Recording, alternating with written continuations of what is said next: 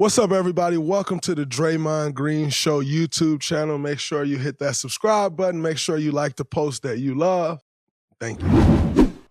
You made one of the controversial moves as of late in the NBA and going out to get Kyrie Irving for a variety of reasons. I actually was talking about Kyrie Irving on podcast a couple of nights ago. The dude just run and throw a left hand run and hook. Oh my God!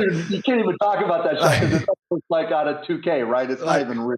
Like, why would you do that? Like, what would entice you to try that? Like at that moment in the game, but he is that skilled. First on time, right? He's probably already shot that ball, that same shot, maybe from not 21 feet, but from 18 or 15 feet. Yes, he has. Kyrie is one of the most, if not the most skilled guy in the NBA. But at the time, he had been going through the things with the Jewish video, the anti-Semitic Semitic video that everyone was speaking about, that it was on his Instagram, and he had been suspended with the COVID, not suspended, but ruled out due to the COVID vaccine and all of those things. And you took it upon yourself, you, Nico, and your staff, took it upon yourselves to say, no, we want this guy. Like, what was the thinking behind? And then also knowing that he's a free agent and can walk. Like, what was the thinking behind process of going to get Kyrie? One, when you watch Kai back then and now, after any game, he's hugging five guys. Yes. Yes, he is. It's not like high five, quick hug, walk off the court. He's hugging you like you're related. Yes, he is. And that's different. Mm-hmm. And when you talk to people around him before we did the deal, nobody disliked him. Everybody loved him. When you talk to teammates, current and former, loved him, right?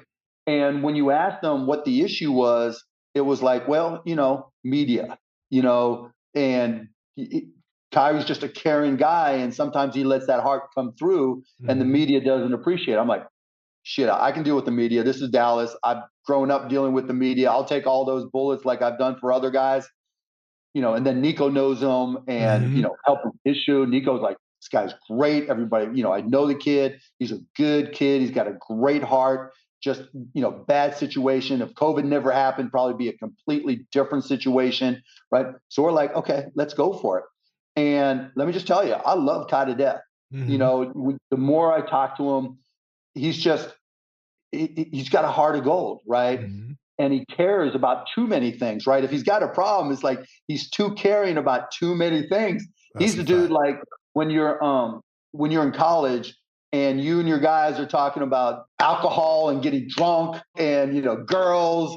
He wants to talk about world peace and the indigenous tribes of Australia, right?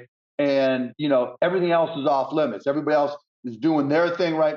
I just wants to open up and talk about that. And when you're on social media and you're talking to the media about those things, there's no nuance in this world anymore, right? They're not going to get that. And like Kai and I will talk like after Hamas attacked Israel, right? And we're talking and I'm like, what do you think, Kai? And he's like, look, terrorist is wrong, right?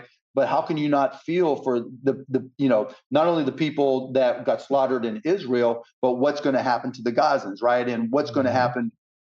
He's not like taking sides, and he's certainly against terrorism. And he's like, clear, I'm against terrorism, but he wants to feel how other people feel.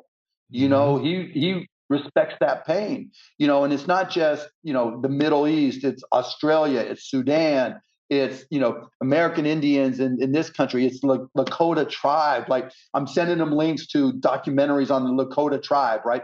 He wants to learn and he wants to care about those things. And how many people do you know like that? Yeah, that's a fact. Not many. So that's a special person. He is. I mean, he's somebody that when you get, there's certain people, when you hug them, you feel who they are. 100%. That's Kyrie Irving. 100%. Did you take, as a Jewish man though, did you get a lot of backlash from like Jewish friends or Jewish family members? Oh, yeah. Because, Yeah, no, but the minute I talk to him, I'm like, dude, I talked to him. He's not anti-Semitic. Yes. I know Jewish people who are more anti-Semitic than he is, right? He's not. You just got to talk to him.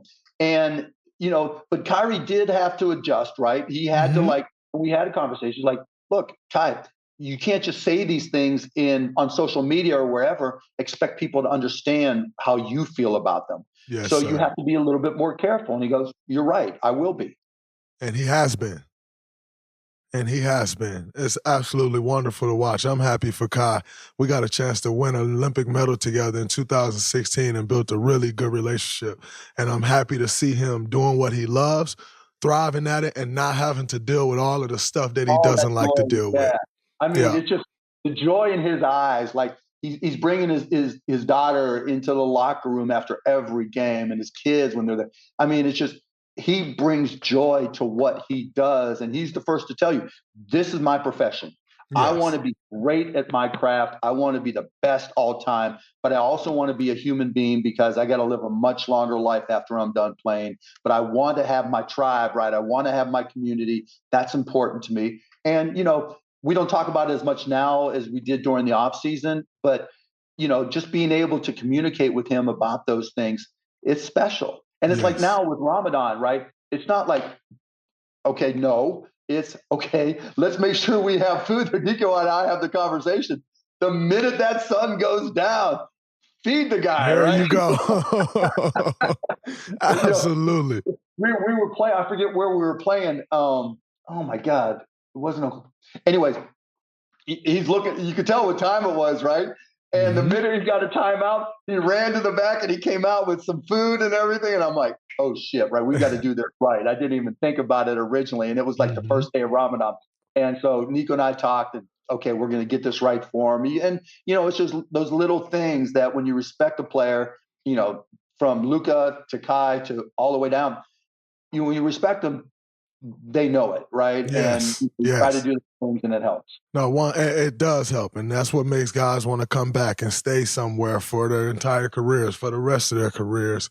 It helps 100%. All right, the NBA season is in full swing, coming down the stretch. Then we move right into the playoffs in April, May, and June. I can't wait. Spice things up with DraftKings Sportsbook, an official sports betting partner of the NBA right now. All you have to do is put down $5 and get $150 instantly in bonus bets. Pretty good trade-off. I pay $5, I get $150. North Carolina listeners, do not forget, welcome to the party. DraftKings Sportsbook now live in your state, North Carolina. Download the DraftKings Sportsbook app. Takes 90 seconds. The code is Colin, C-O-L-I-N. Again, 90 seconds. Download DraftKings Sportsbook app. Put in Colin. New customers bet $5, get $150 back in bonus bets instantly. That is the trade. All right? The code is always Colin. The crown is yours.